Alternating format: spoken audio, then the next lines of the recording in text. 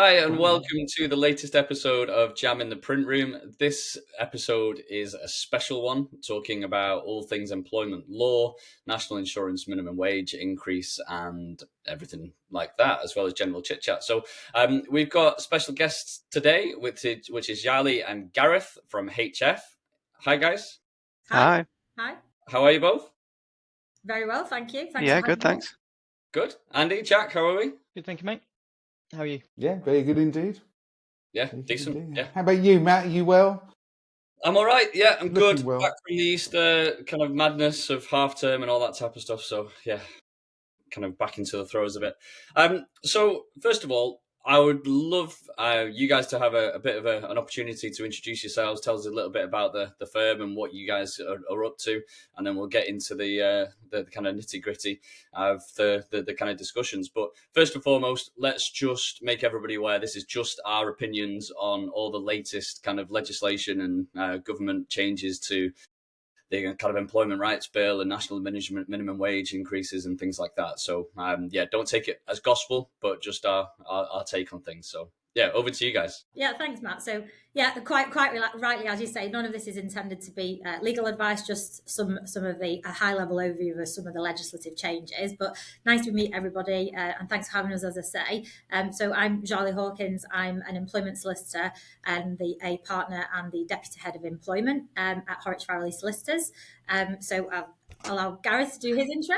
Hi, thank you. Yeah, so my name is Gareth Matthews. I'm also a partner, also a solicitor specialising in employment law at Horwich Farrelly HF. I primarily sort of act for or represent businesses, business owners, dealing with sort of their day-to-day employment issues, strategic stuff, everything you can think of that relates to employment law.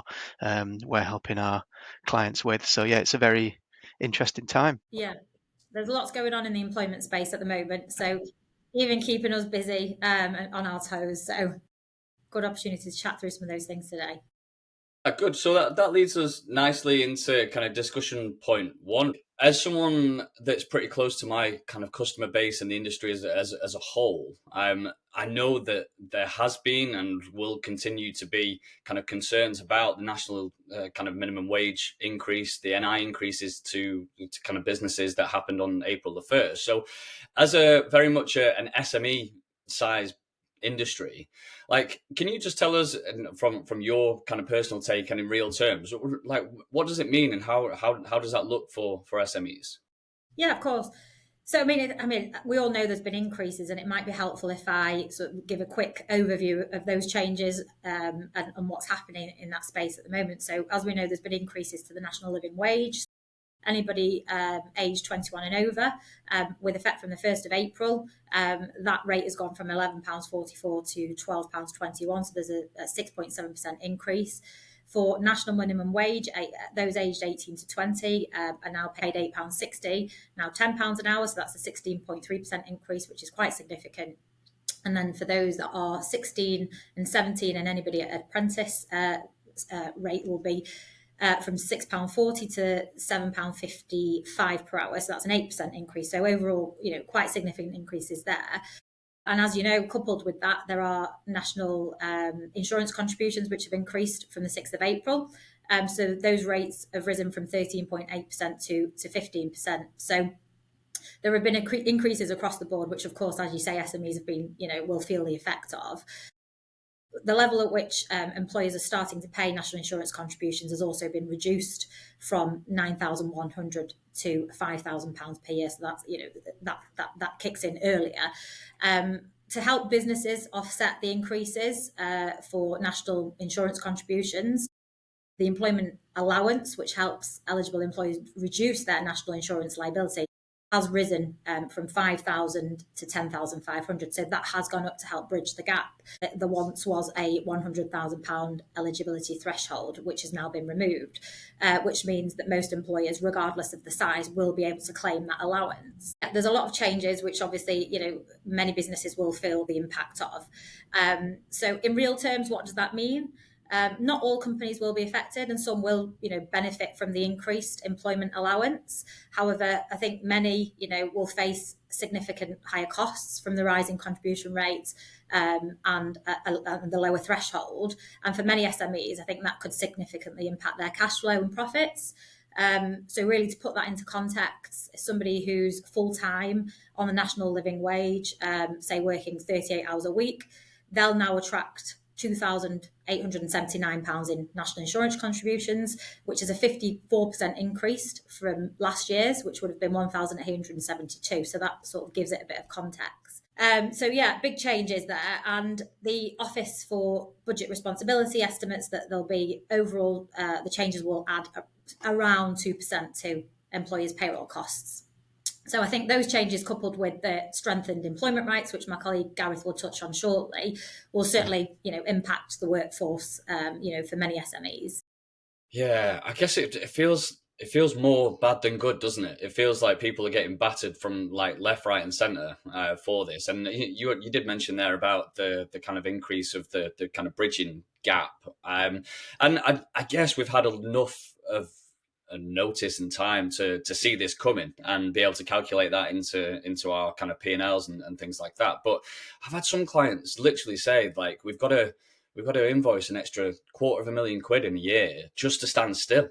Like it's a bit bonkers, really, to find that extra business when the whole thing seems to be, the whole world and economy seems to be kind of teetering on an edge. To then find that and just to stay still as well, it kind of feels like it's going to shunt growth a little bit. What about you, Andy? How do you feel about it? Yeah, I'm just doing some calculations now and thinking I need to get rid of some staff and save some costs. But yeah, I think there might be more of a drive to go towards maybe capital expenditure, maybe automating certain manual tasks, for example, cutting. We have flatbed cutters which would cost less than the minimum wage, for example. £1,500 a month over 5 years against, so I think it's about £1,900 roughly on minimum wage.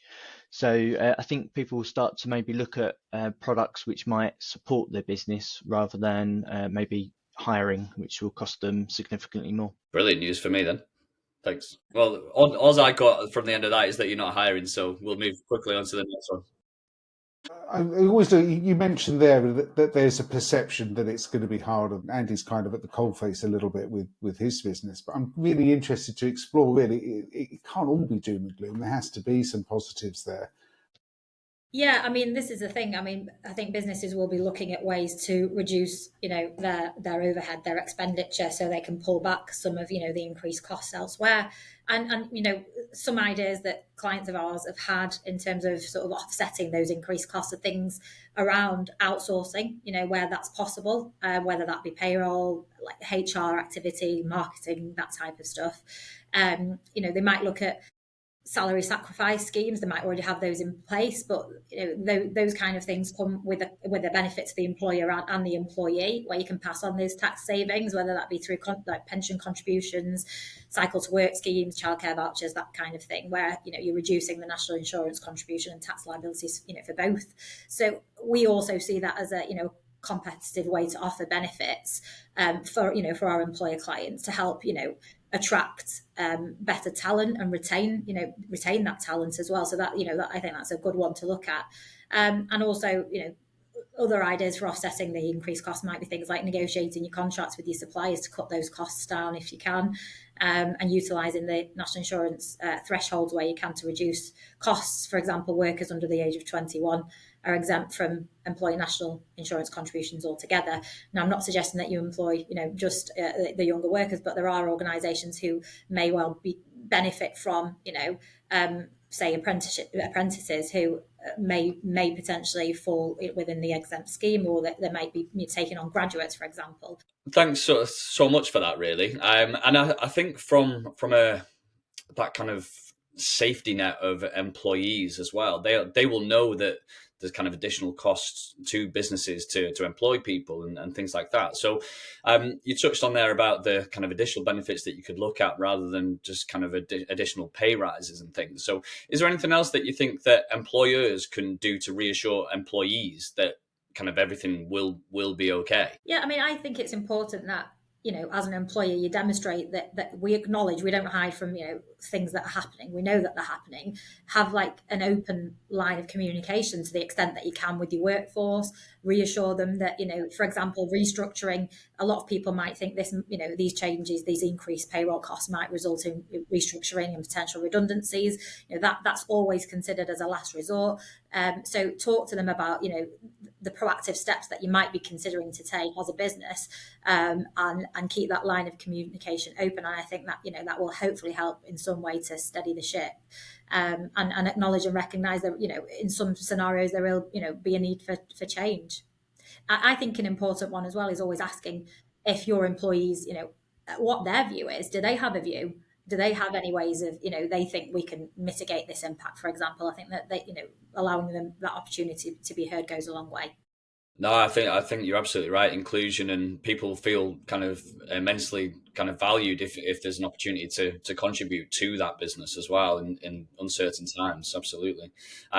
And like Jack mentioned, that it all seems very kind of doom and gloomy, but I do think there's probably an opportunity there for some real growth. And I think the government are certainly kind of hankering onto that as well. So what opportunities can we see that this is actually a good thing, and kind of use it as a baseline to then kind of push on forward? Yeah, and I don't think it is all doom and gloom. At the end of the day, higher wages can help attract and retain, talent. So it can make the business more attractive to skilled workers that perhaps once wouldn't look, at a particular role. Hopefully in turn then reducing sort of turnover, recruitment costs. Sorry, Matt. And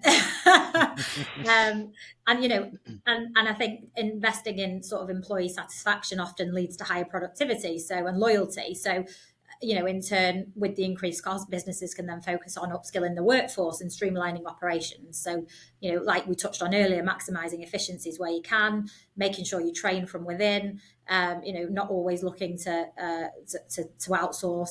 And then looking at quality, perhaps, businesses can shift the focus to offering a higher quality of products or services, perhaps justifying premium pricing, and appealing to more discerning customer base. And if coupled with that, there will be other government sort of support, that you could perhaps leverage depending on what size of, business it is. But there might be, some support there that businesses can qualify for, and it's important to look into that and see if there are any grants that can help support. No, I totally agree, and I think when people look to kind of move jobs, it's all about risk versus reward, and it's not just about them either. You might have a family, you might be worried about the kind of global economy and all that type of stuff. So if you're not going to move just for an extra 2, 3, 4, 5K or whatever, because that's not kind of feasible for new companies to hire and pay over the odds, then it's a good opportunity for businesses to really retain and value the people that they've got in terms of internal promotions, because they're not going to be kind of externally hiring as often. So it's a really good opportunity to really take stock of the people that you have, right? And see and kind of regroup, really. That's it. Yeah, absolutely. On the flip side, might there be some companies out there that start to look at a shift to contract and freelance style working, and then maybe you've got that IR35 and misclassifications kind of conflicting as well?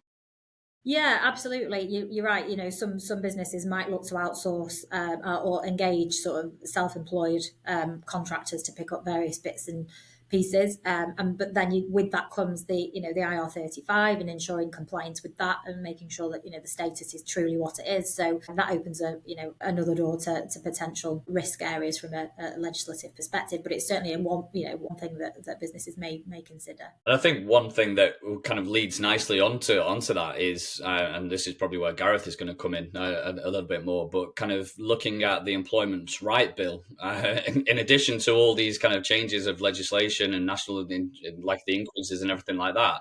I know that that's currently kind of in the process of being reevaluated, isn't it? I feel like it's less documented or reported. So what can you tell us about the ERB? Yeah, thanks, Matt. I mean, absolutely, you're right. It's a bit of a double whammy, really, because it's one of the things that we were sort of getting onto there in the minimum wage chat would be about, well, will this put businesses off hiring new members of staff? Well, when you couple that with extra compliance, extra legislation that you need to be aware of, albeit we're about 18 months away from most of it kicking into action, you can see how this might put a few employers off. If they're thinking about growing, they're thinking about expanding. Well, do we really want to do that when we're just going to open extra cans of worms that we don't want to go anywhere near? So, yeah, there's so much we can go at with the Employment Rights Bill. And what I wanted to do today really was just, I suppose, take us through some of the most obvious, some of the most eye-catching ones that we should be aware of, and then hopefully that will help some of our listeners in terms of preparing for some of the changes. So I suppose one of the ones that did get a bit of attention, or maybe it's just the kind of press that Zhaleh and I might read, the employment law media, that kind of thing. But What are you talking about, Gareth? It's really exciting. it is. Oh, it's very absolutely it is, and I'm about to demonstrate just how exciting it is. Yeah. But is unfair dismissal rights. Okay, so we know at the moment unfair dismissal rights, 2-year qualification period.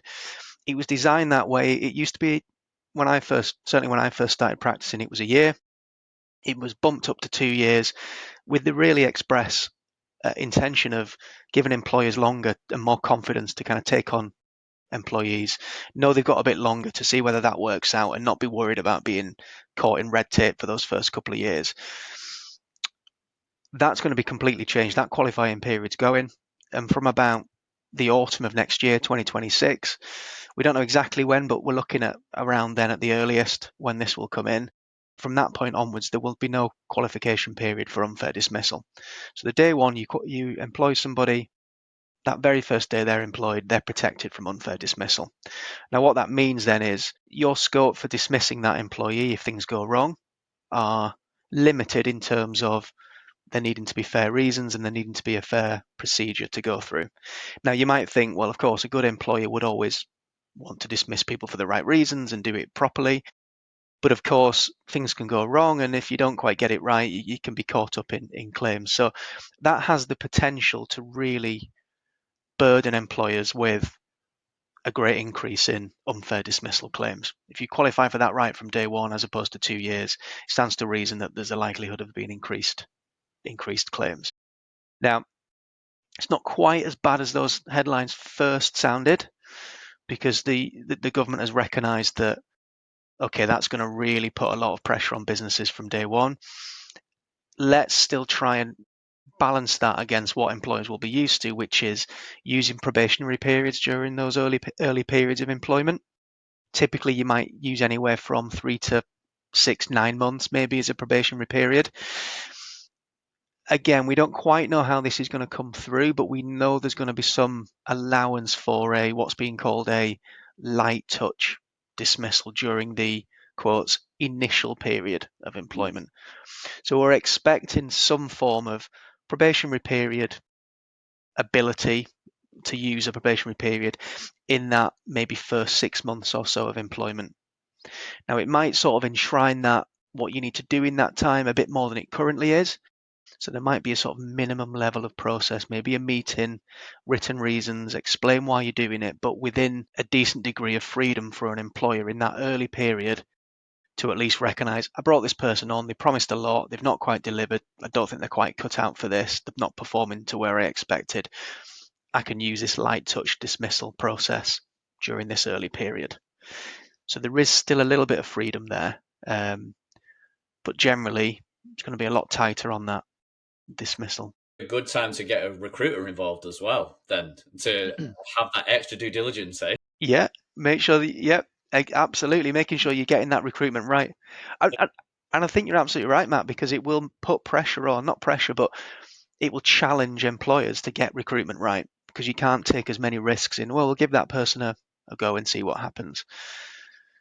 As we'll know, any recruitment process is going to involve a degree of risk because you're starting a new working relationship. And so if you are able to recruit properly with the right advice, absolutely, Matt, there goes the plug again, but also then utilising the mechanisms that are available around the light touch, the probationary periods as we know them at the moment.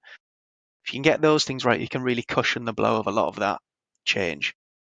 But if you just bury your head and you ignore any of this stuff and then suddenly you realise, yesterday I could wait 2 years and use that full 2-year period, and now I've got to do things differently. Well, you're not going to be as prepared and ready to deal with that. So, and will it be that black and white? Like from this date, this is when it kind of kicks in, or will it be a kind of grace period where? So we, in terms of grace period, the grace period is almost now in effect, Yeah. because we're being told that it will kick in from no earlier than autumn 2026. That's when we're told it will come in. Now it's got to go through all the channels, the Parliament approval and all that sort of stuff that it needs to go through. But generally, once that's in, say we get advance notice that, yep, from the 1st of October, let's say 2026, this is the law of the land. Well, that's the way it will be. The interesting impact of that, however, is potentially, well, it seems fairly straightforward to look at it from this point of view, that anyone we're recruiting from now will actually accrue unfair dismissal rights sooner than they otherwise would have done, if you think about it. Because if we're going to allow day one rights from, say, the back end of next year, Mm-hmm. anyone recruited now would usually have to wait for the start of 2027 to qualify for their rights. They're going to get those rights sooner as well. So it is going to kick in sooner than you actually think. But the good news is there still is plenty of time to get that in order. And I think just touching on that is that we find that a lot of employees aren't geared up for their policies, procedures, contracts because they've been quite laxed and not needed to have strict probationary reviews or periods in there, and don't have anything in policies whatsoever actually. So you've got this period now, I think, where businesses can really get the ducks in a row and get organised for what is coming. It's not a maybe, it will be coming. And does it mean that everybody's going to have to kind of reissue contracts of employment to all their staff? Is there a whole load of admin kind of in the background of this? And can you guys help with that? And is that what you guys can support people with? Yeah, I mean, absolutely, we can, and we do, and we already are really with lots of our clients with these things that are coming. There's so many of these changes coming. Document wise, it won't necessarily require new contracts for absolutely everybody, because lots of these rights they override what's in the contracts anyway. In a sense, they don't. The rights are the rights, and the contracts are more about that individual relationship. But what it will do is it will challenge employers that are perhaps don't already have good probationary clauses in their contracts to think about how, as Zhaleh was saying, are we using those properly? Mm-hmm. I've dealt with businesses over the years where, with the best will in the world from the HR teams who were trying to skill the managers to do this, their managers on the ground may sort of leave problems because they're getting on with the day job, and all of a sudden, well, we need this problem employee to be dismissed. Well, how long has this problem been going on? Well, since day one. Okay, how long have they been with the team? 2.5 years, right? Well, we're beyond the unfair dismissal protection now, and it's much harder to do things about it. So it will be more about educating those decision makers, those managers on. We can still be proactive and flexible about how we deal with these scenarios, but we have to be intentional about how we do it. We can't let problems drift. We can't let dates inadvertently pass where rights are accrued. We need to actually think about saying, right, when we recruit somebody, here's how the first 6 months looks, and here's how we do the induction program and checking suitability from both sides. Is it working for you? Is it working for us? And if it's not, having those conversations while we're able to do it, while we have that freedom and flexibility. So coming back to your question, Matt, one of the ways you can bolster that with your teams is to say, well, okay, here's our policy and procedure on dealing with this sort of stuff.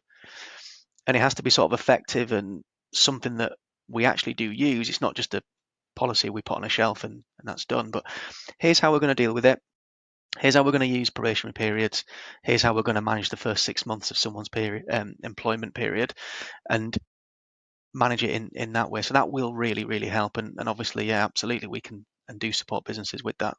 And that can only be a good thing because it increases process and procedure and kind of clear communication. Everybody's on the same page. Everybody, like if you were to start a new job and you've seen that and you have like a new starter handbook, workbook or whatever, and you know exactly what the expectations are, what you have to deliver and at what time, then I think that's only a good thing, because that kind of onboarding process is where a lot of people do lose that interest and Yeah. that kind of new job excitement and all that type of stuff. And then you're in there for a couple of weeks and you're just left to your own devices, whereas you can't really do that with this, can you? I think that's right. And I think all this really is doing is almost implementing what we would be saying would be good practice anyway for good employers to be doing. Now you'll have to do it; you'll have no choice, but you should already be doing it. And our clients that we work with, we very much bring them up to making sure they're compliant with that kind of best practice. Yeah, of course. And without putting you on the spot, Andy, as an employer, how do you feel about the kind of changing process and Yeah, procedures? I was just thinking it works very well if you've got your processes in place. If, like you guys said, if you're monitoring their output, if you're giving feedback constantly, should you get to a point where someone shouldn't be in their job any longer, it shouldn't be a surprise to that person, because you've done the process and the systems all the way through. I was just wondering whether that might lead to more recruitment and a higher turnover of staff, possibly because people are using that probationary period a lot sooner than maybe they were in that 2-year period that were given previously, and not taking the chance of, oh, they might come good. It's 5 months in, no, it's not worked for us, boof, gone, because I don't want to go over that 6 months and then I don't have that protection of that 1 or 2 years that I used to have.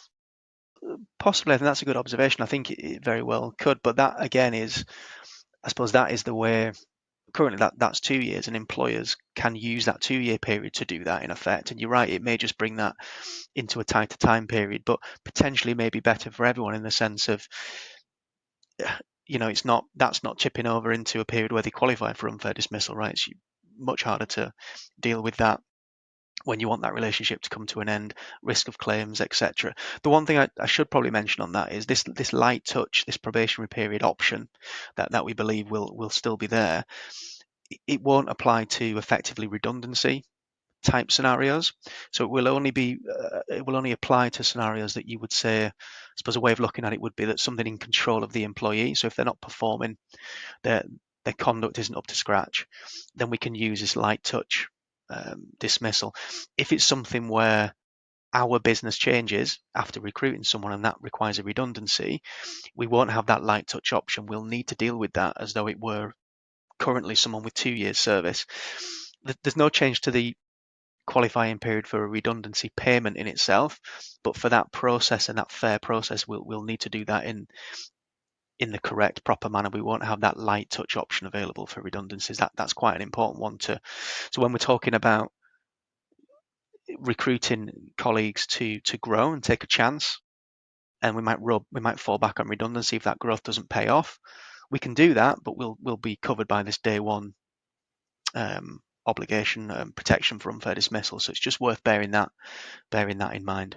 It's a proper minefield, isn't it? Because nobody goes into hiring or kind of wanting to be hired in the thought process of, oh, we've got 2 years and see if it sticks or doesn't really. You're doing it because at that point in time, you need that person in the business. So kind of 2 years has been, in my personal opinion, way too long anyway. I think within the first 3 months you'll get a really good steer if this is your type of person or not. So I think this is only a good thing from both sides. I really do. Yeah, and like Gareth was saying, I think that this, it's both sides of the fence, isn't it? This then helps push those processes that once perhaps did exist, but have, become more laxed in a business. But perhaps having like a 1, 3, and 6 month probationary review gives you as an employee the opportunity to address, not just concerns, but any positive areas that that you've experienced with an employee, but also gives them the opportunity to chat to the employer, which, as we all know, time flies these days, doesn't it? So before you know it, you're into 6 months territory and you've not had a chance to talk about all the things that you want to talk about with somebody. So I think I see it as a positive, because hopefully it will encourage, those discussions to happen when they really should happen, in that critical sort of 3 to 6 month stage. Yeah, for sure as well. And like in a competitive market in an industry like we're in kind of print and kind of signage and stuff, I think organizations can use it as almost as a bit of a USP when a candidate's got a choice of maybe multiple options in kind of offer stage, and you can show them the handbook or the onboarding process and the kind of policies that you kind of live by. I think you could use that to your advantage as well, massively. Absolutely. Yeah. Yeah. So there's so many other changes under the ERB that are coming. Just to kind of move on to a couple of others as well. I mean, one of the big ones for certainly some of our clients, particularly in more retail and hospitality kind of industries, is around some of the changes on 0 hours and agency workers. So this is quite a big one in terms, again, to reflect on what we were saying, quite a lot of this is best practice now becoming law in effect. But we may have seen at the time, lots of people may have seen this because it grabbed a lot of headlines, that the Labour government, when it came in, one of the things it was talking about with the ERB was what they described as banning the exploitative use of 0 hours, low hours contracts, ending one-sided flexibility. They were under pressure from perhaps unions, etc., to say, well, this misuse of 0 hours contracts needs to kind of be rebalanced. Now, I've got a lot of clients that have used 0 hours contracts effectively, and they're popular with the colleagues that are on them. But what these changes will be introducing is a right for 0 hours, low hours employees to be offered guaranteed hours over a proper reference period. So rather than being left on these 0 hours contracts for a long time, we're expecting that if they work a certain number of hours over a particular reference period, which we're expecting to be 12 weeks, then they would be entitled to have their employer offer them a permanent contract on the basis of the hours that they've been working. So let's say someone's on a 0 hours contract, but they've been working 20 hours a week on average over 12 weeks. They will have that right to be offered. You've been working 20 hours a week on average. Would you like a contract that guarantees you those hours? And they may say yes, they may say no. They don't have to accept it, but we as an employer would have to offer that. And another couple of changes linked to this rebalancing of 0 hours contracts is around reasonable notice if shifts change or if they're cancelled, and then compensation as well if they're cancelled at short notice. So that some of the practices that maybe, again, this is not best practice stuff, this is the kind of stuff that maybe less scrupulous employers, we could say, that may sometimes do, which is, I know we had you down for this shift, you've just turned up to work and we're sending you home and we're not going to pay you, and you've potentially turned down other work and things like that. There'll be mechanisms to pay compensation for those kind of scenarios. And we don't have all the details. We don't know what reasonable notice will be. We don't know what short notice will be. We don't know what the compensation is likely to be. But the likelihood is that it will be up to covering the entire shift that's been cancelled, if it's cancelled within a certain window of time. So again, it will just encourage employers to get their systems correct in terms of, we're going to do advanced rotas, we're going to confirm shifts, we're going to cancel them no shorter than X number of days, hours, whatever it might be, suitable in that industry, and go from there. But that's quite an important change if you're relying on 0 hours contracts in your business. I think that's only a good thing as well, because that's what should happen morally and ethically anyway, right? But if that's not the law, then people bend it and do it. They're running businesses as well at the end of the day. So I kind of get it from that side, but kind of it's just how you should treat people. I think that's absolutely right, and I think that is where we would be. There's been this shift towards not using these kind of contracts in a way that's misusing them for a long time. Really, they attract bad press, purely because of those scenarios that can happen. Which, as you say, it's not the right way of treating people. So it's really only enshrining some of this best practice again. I'd agree with that. Yeah, I don't see a lot of that in our industry at all in terms of 0 hour contracts or anything like that. So, but there definitely will be, especially in kind of manufacturing facilities and production type roles, warehousing perhaps, and as well, busy periods as well. So, it's only a good thing once that gets implemented as well. There's so much in this employment rights bill that and we could do multiple sessions talking about the different ones, but the different changes. But two other really quick ones. One's a quick one and one's potentially a longer one. So currently there's 3 waiting days before you get paid SSP, so statutory sick pay. That's going to be something that's payable from the first day of absence. I mention that because it ties in with what Zhaleh was talking about earlier, which is just these increased costs. Might not feel like something huge, but depending on the size of your business and the number of what your absence rates are like, having to pay sick pay for 3 more days of an absence potentially can tot up. And the other really big one to mention, it ties into a change that came in October last year, which is around an employer's duty to prevent sexual harassment in the workplace, and that being expanded slightly with the potentially significantly with the ERB, but also extending some of the liability that employers can have for harassment and discrimination to include harassment and discrimination that is carried out by third parties, so not your employees. So just to explain that as simply as I can, currently employers are liable for their employees' actions.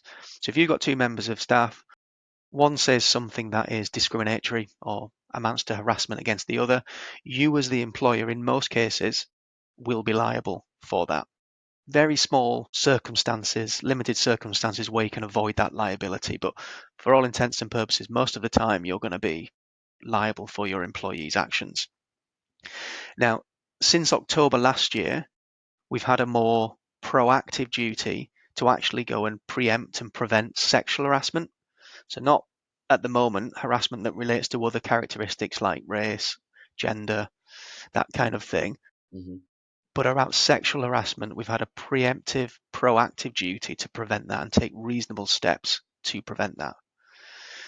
Now, from when the ERB comes in, so we're expecting that, as I say, autumn time 2026, that duty to prevent sexual harassment will be increased to take in all reasonable steps. So it will become very, very difficult to comply with. But we will also see an increase where, as well as being liable for your own employees' actions, you'll potentially be liable for the actions of third parties. Now, for some businesses, that might not be very relevant. You might not have much interaction with the public or much interaction, face-to-face interaction with customers, clients. But in other industries, that could be absolutely massive. So wherever you've got interaction between your employees and another business's employees or the public, particularly in sectors like retail and things like that, then there's a significant risk that if one of those third parties makes a comment to one of your employees, you could be held liable for that. And it's got the potential to be an absolute minefield from where we're looking at the moment. And third party harassment is something that's been, we're going to bring it in, we're not going to bring it in, we're going to bring it in, we're not going to bring it in. It's been back and forth for a long, long time. As things stand, it's coming in from October next year. That is going to be a game changer, really. Wow. And is there elements or levels of protection to organizations and employers to prevent something like that? Because you can only control so much of that, right? So is there going to be like an insurance product that comes to the market where they can go, well, actually? Well, the very well already is. There is insurance products that will cover you in terms of liability, but whether those premiums will be through the roof when they say, well, there's claims that could come out that, because currently, if I'm an insurer and I'm insuring your business, Matt, I'm insuring it based on an understanding of your practices and procedures and how you go about things. Some of this stuff might be completely out of your control, so it may be harder to get those. Yeah. I'm sure they'll still exist, but who knows how they'll be priced. Because I'm just thinking from, I don't know, some of my clients build exhibition stands, right? And it could be at the National Wedding Show at the NEC, and they could be building a stand whilst there's members of the public walking. And there's so much in that like scenario that I've just made up that you wouldn't be able to control, but are still liable for. There are ways and means of dealing with that duty, isn't there, Gareth? By way of, say, risk assessing a scenario, or a workspace or a workplace, to identify whether it's a high risk area. It's not a high risk area if it is, what we intend to do. Training your workforce on how to deal with certain things. There's lots of different things that employees can be doing and should be doing to mitigate and have a defence essentially to those types of claims. So, like you say, certain things will inevitably be outside of your control, but there are other things that can be done to help mitigate that risk. So with that at the moment, just following on from what Zhaleh is saying, those are all the kind of things we would talk to our clients about, aren't they? Where we'd be saying you need to be looking at where your risks lie and doing things about it. As ERBs drafted at the moment or what we're expecting at the moment, lots of those defences that we might mention are potentially not quite going to be enough for protecting against it, with this requirement to have taken all reasonable steps to prevent it. Now, that's an area where that very well might get watered down to make it more reasonable for an employer to do certain things. Because you're absolutely right, Matt. That scenario, imagine timesing that by, you know, a hospitality environment where alcohol's on free flowing, or, 24-hour operation in a Airports, for example. airport. Yeah, so it has the potential to be absolutely huge. Now, we're still some way off. It might get watered back. Who knows? And it has been something that's been kicked around. I mean, one of the things that has been flagged as a risk would be, what if I try and put all these measures in place, and I put sign, say I am running that event, and I'm putting up signs saying, look, we're zero tolerance for this kind of behaviour. Anyone who exhibits that will be thrown out, that kind of thing. What if someone overhears someone having a conversation, a political conversation? What if someone overhears them having a religious conversation and is offended by that conversation, whether the people talking about it intended that offence or not? Will that be covered? Well, as things are drafted, it seems like it would be covered, but surely that's going to have to be reined back in, and that's the kind of debates that they're having at the moment about the final form of how this will look to protect against, to make it reasonable, because I'm sure we'll all agree that there are things as employers we absolutely want to do to promote a positive, inclusive workplace. We can only do so much. Yeah. And I think that there's an element of risk or safety on this, in the fact of the Joe public, you and I as just individual people. Well, I personally would never think of someone being liable for that, other than the idiot that I've just had a disagreement with. Do you know what I mean? I would never think to then blame whoever that person is employed by. But is that just common sense and logic? Or I don't know if people know that they can then go and pin that on. So it's more from the point of view of, say it's one of your employees there, and Joe Public walks in, and Joe Public, dishes out an abusive remark to your employee. Then your employee can say, well, I'm going to sue Matt for that, even though he wasn't there and he tried to prevent this. And he didn't know Joe Public was going to walk in the door, but Joe Public did walk in the door and he abused me, so I'm blaming you, Matt. Yeah. Wow. Because you haven't taken all reasonable steps to stop that from happening. And you say, well, what steps could I have taken? And this is where currently it's worded as all reasonable steps, which is always this really hard standard where we're saying, well, you've got to do everything, basically.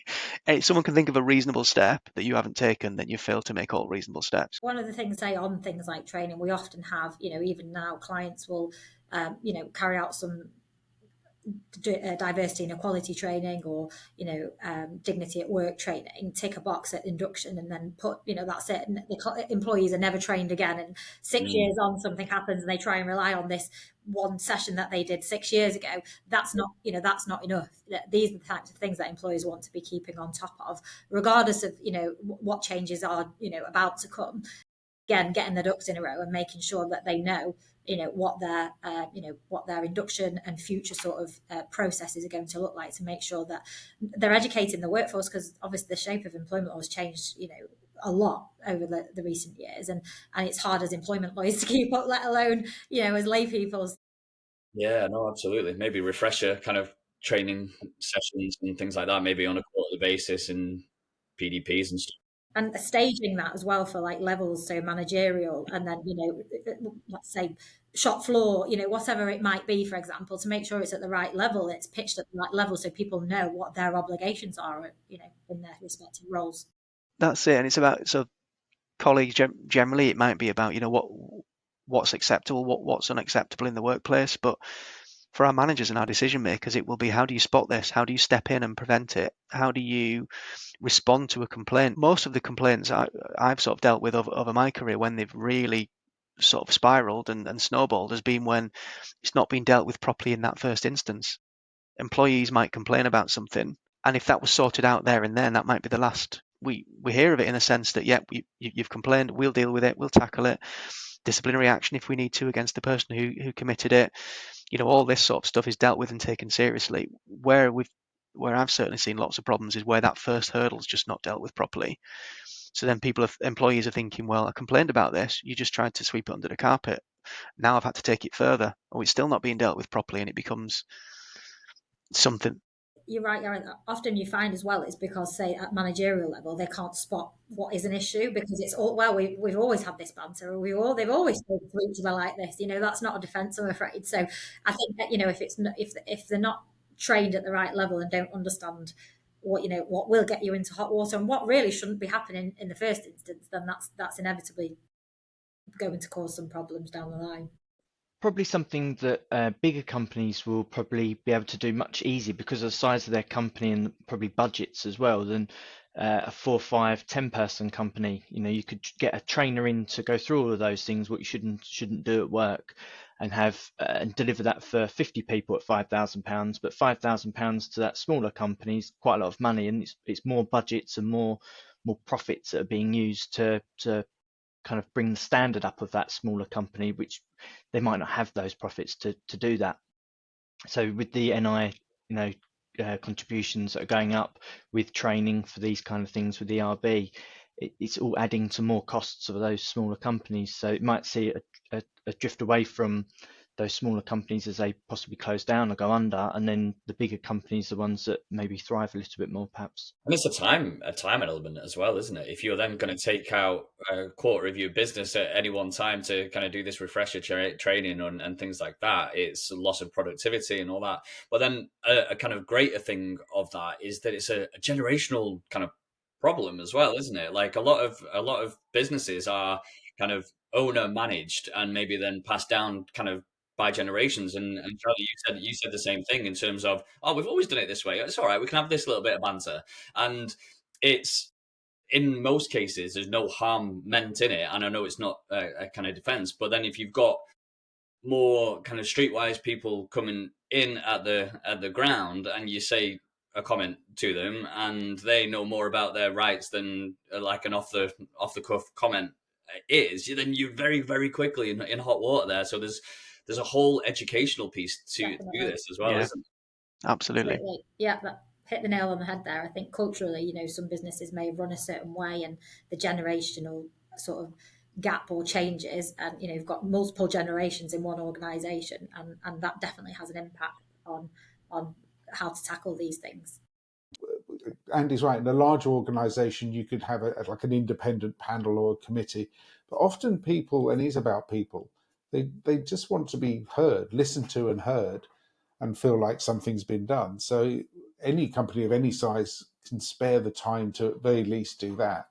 But it's about making sure they have the chance to say what they want to say and respond to it accordingly. I think that's a really good point. And I think part of what it's easy to sort of say, well, get really good policy, get really good procedure in place. And that's not about writing a document, as I said earlier, and putting it on a shelf. But that is about saying, okay, here is how we deal with things. Here is how we will deal with it. Here's how we protect people that complain. Here's how we'll investigate.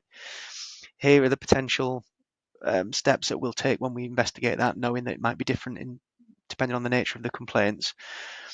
And that will just, and especially if that is then actively promoted and people are aware where that is, and they can find it and they can read it, and we live by those kind of commitments, then we're able to demonstrate as an employer that, look, we made it very clear what we don't tolerate, and we made it very clear as to how you can raise those and how they'll be dealt with. And that is moving away from maybe years ago, where it might be, well, of course, we're a really nice employer, and if you've got a complaint, come to my desk and tell me about it and we'll deal with it.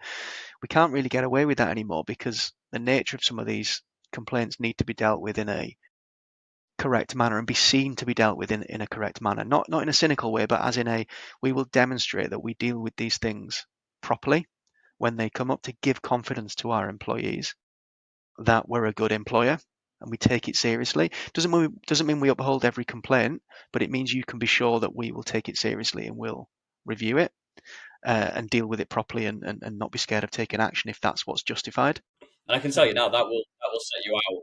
That will set you apart from your competition for sure. There's the repercussions of that as well, isn't it? If your grievance is somebody that's your boss or in a different position, so it's just a complex thing, and because it's law, it has to be covered with all angles. So I can see what you're saying, that a lot of this might take a while to come in, because how do you do it with the general public? I mean, that's a whole new ball game to consider. Yeah.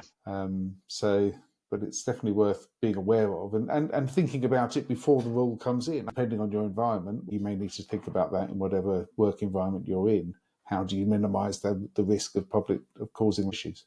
Absolutely right. Yeah.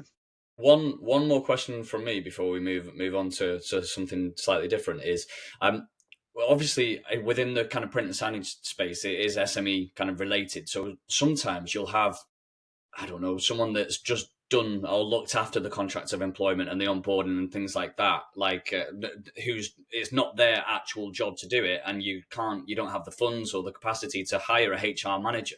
So how easy is it for someone to kind of outsource, and because they don't have if you outsource the HR and the employment law and all that type of stuff, with all due respect, I think people would want to know that you get their business, right? And be on it, finger on the pulse type of stuff. So how easy is it for people to outsource their HR and things like that with all these discussions? And how easy is it for people to drop in and just pick up and assume that you are like an in-house HR manager? Yeah, well, that's exactly how we work with all of our clients. We are an extension of their, whether it be their HR or employment law support, and depending on the size of the employer, and Andy, as you said, for the smaller employers, there's how do they stomach the cost of X, Y, and Z? Well, we don't have a one size fits all. We tailor packages and we give the support that our clients need, and we make sure that we maintain and we stay on top of any legislative changes. So proactively updating their policies, or giving the HR manager a nudge perhaps to say, have you thought about it, if that's how we work with them. But that's exactly it. And there is a lot happening in the employment law space. So I think now is sort of the best time to be keeping an eye on, do I even have the right policies? As we were, speaking about earlier, there has to be a starting point, and policies, procedures, contracts of employment are all, the foundation of that starting point, in my view. Absolutely, because if I was to hire somebody, then I wouldn't have a clue about the whole legislation and stuff like that. They'd just be sitting next to me, and I'll give them a contract of employment, and we crack on. So, yeah, I think it's good to be able to lean on experts that can just quickly kind of review what you've got, delve into it if there's an issue when it arises, and try and prevent that. Yeah, I think that's it, and that's absolutely, as Zhaleh was saying, that's absolutely at the heart of how we support our clients. So generally, a lot of our clients are sort of on a rolling support basis, or like a retainer model basis. Now, what they benefit from that is reduced rates, in the sense that they're not panicking about. The worst thing that for lawyers is sometimes the client that needs the help the most is too scared to pick up the phone, because they think, well, lawyers are going to charge me by the minute and it's going to be a fortune, and I'll take a stab at sorting it out. So the way we want to avoid that with our clients, so we want to have this, and we do have this sort of proactive commercial approach to solving some of these potential problems before they arise. So yes, there's cost involved in that, but over the even the short term, the savings in terms of just being prepared for some of this stuff, preventing it from going wrong, it far outweighs, the cost of things going wrong is potentially very, very damaging for a business. So not all businesses have that luxury, but if you can afford to get that, it's like anything. If you can, same in your industry, Matt, where you may be thinking about, well, if you can pay to get proper recruitment advice, you'll get the recruitment done properly, you'll get the right candidates, it will work out, more likely to work out in the long run. It's the same for us, really, in terms of, yes, there's a cost involved, but if we're getting you ready for these things that are coming in 18 months' time, and all your colleagues in other businesses are saying, I haven't got a clue what's going on, but you're thinking, well, I'm all, I can't be smug and take it for granted, but I know I'm ready for some of the changes that are coming, then you're in a much better position, and it's money well spent on that peace of mind and preparation. So peace of mind is perfectly summed up. It's a bit like having holiday insurance, right? And just going, and then you fall over, break your leg, and you're like, oh shit, I should have paid that 12 quid or whatever it was. You don't need it until you need it.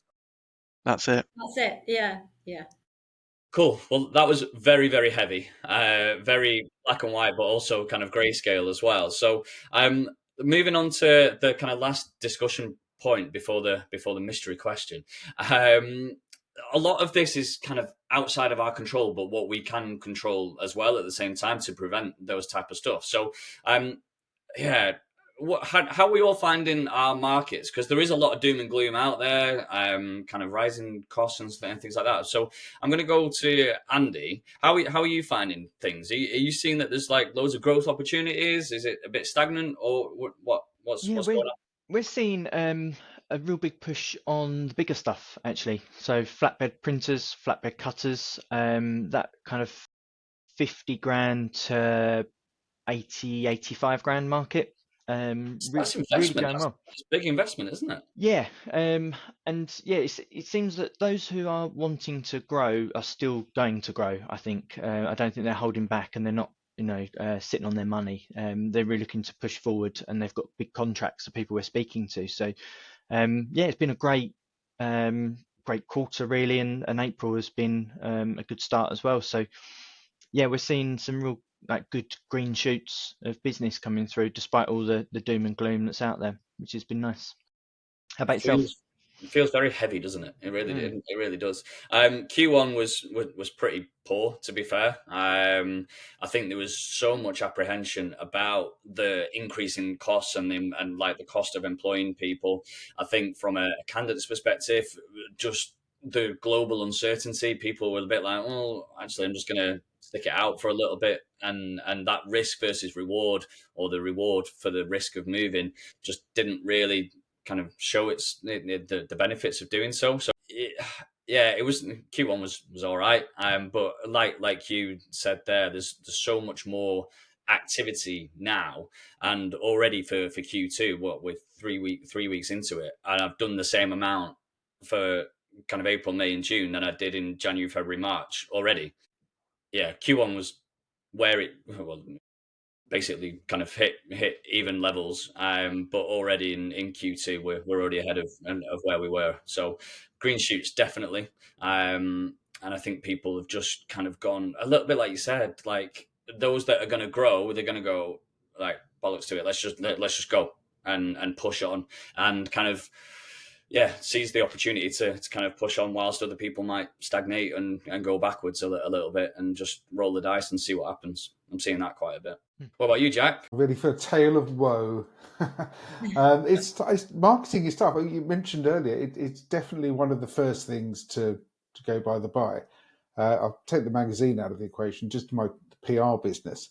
I've got lots of proposals out there, but I think these days with AI for content generation, for social media, for building your own relationships with journalists and other people that you don't necessarily need a specialist for, I think there's that not reluctance, but there's sort of holding back a little bit on investing in long-term PR and marketing activities with outside agencies, because you can probably get people people you've already got to do that for you.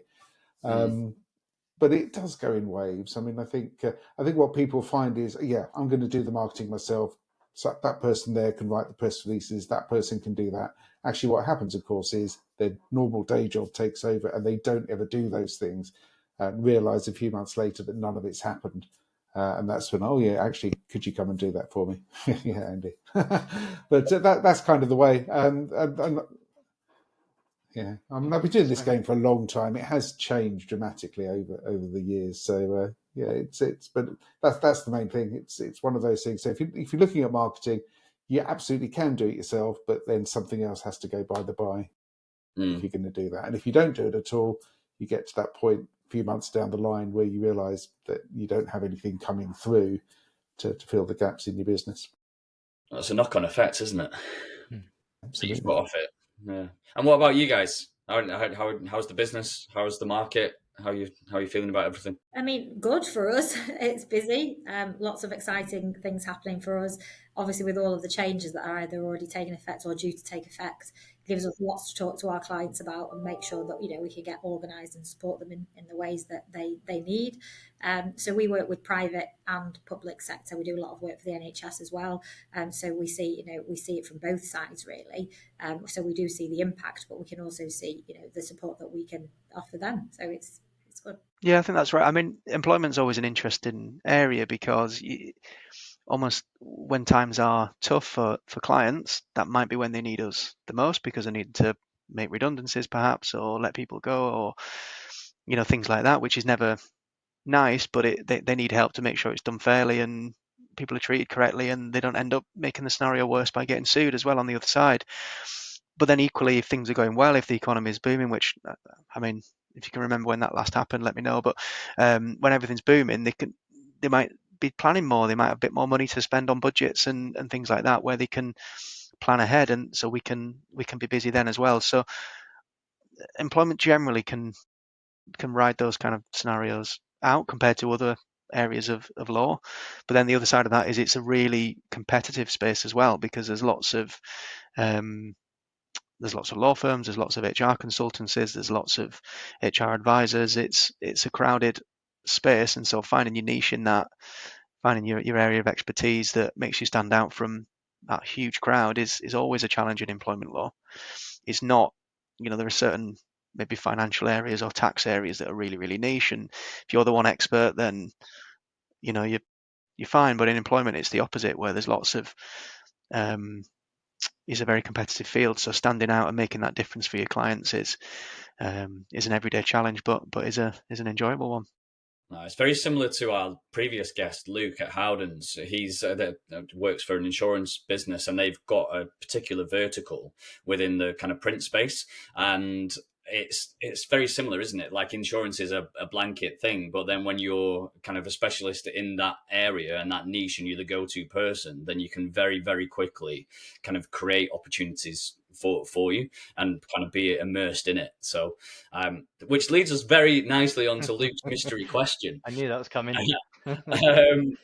See how I segued into that then. So his question is, as we all know, cash flow is king when running a business, but other than factoring invoices, what do you recommend for, and he's put print businesses specifically, to maintain healthy cash flow and finances? Need some time to think about that one. Yeah, absolutely. That's a proper question, that one. I want the Jaffa cake one. I need to do some homework. No, I'd much prefer a would you rather. But anyway, he's asked it, so we've got to answer it. So, Andy. So to me first. So from my experience of what I do in my business is generally money up front. So if someone's taking a 15 grand machine from me, it's a pro forma paid before delivery and installation of the machine. And then that gives me the money to then pay my supplier further down the line, end of month plus 30 days.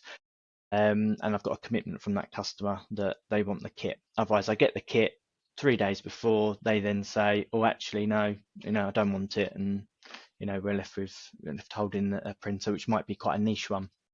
What I've heard from customers is that normally in the print game, normally a 50% deposit up front. So they've always got 50% of their money coming through.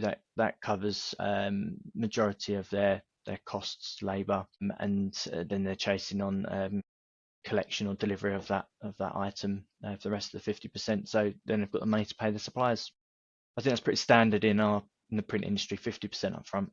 Yeah, absolutely. And just touching on what you mentioned there, Andy, like in recruitment, a lot of it is kind of payable on delivery. And what I'm starting to do now is take a deposit like you mentioned there, because there's so much time and effort that goes into it.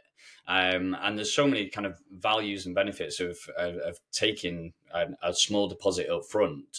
From my perspective, I know that you're fully committed, whether it's 200 quid or 2 grand, like that transaction of handing money over, I know that I have to deliver. And it eradicates mixed messages from a client's perspective. If you've got 5 other recruiters working on the same job, all speaking to a small pool of people, it doesn't make sense, because there's no continuation of brand or reputation and things like that there. So, and normally if you paid me, I don't know, 500 quid up front, for argument's sake, then you're not going to do that to 5 other people either. So you've got that continuation, the messaging, and I've got to deliver as well. So that's something that we do at M2 as well, moving forward, which helps with that cash flow. And I know I can prioritize the roles that I've got at certain points then as well. I think the other thing we've done is we've really tightened up on it. And I don't think there's anything wrong in asking for your money when it's due. So if it's end of month plus 30, so for today, someone places an order, Jack, you've ordered a set of inks, end of month plus your 30 days. So we're looking at 30th, 31st of May, end of that month. If it's then the 1st of June, that's now overdue.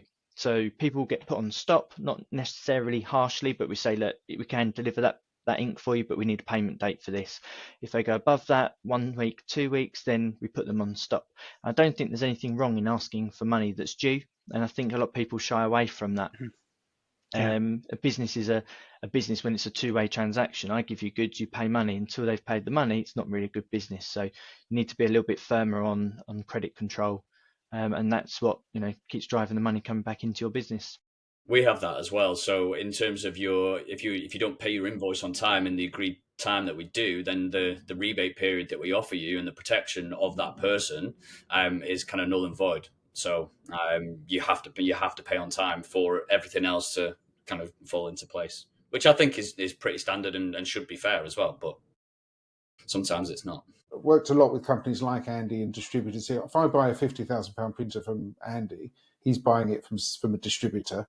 That distributor's going to be buying it from a manufacturer. So it's all about the credit terms that you can get from the manufacturer ultimately that will decide how well your cash flow is going to be long term.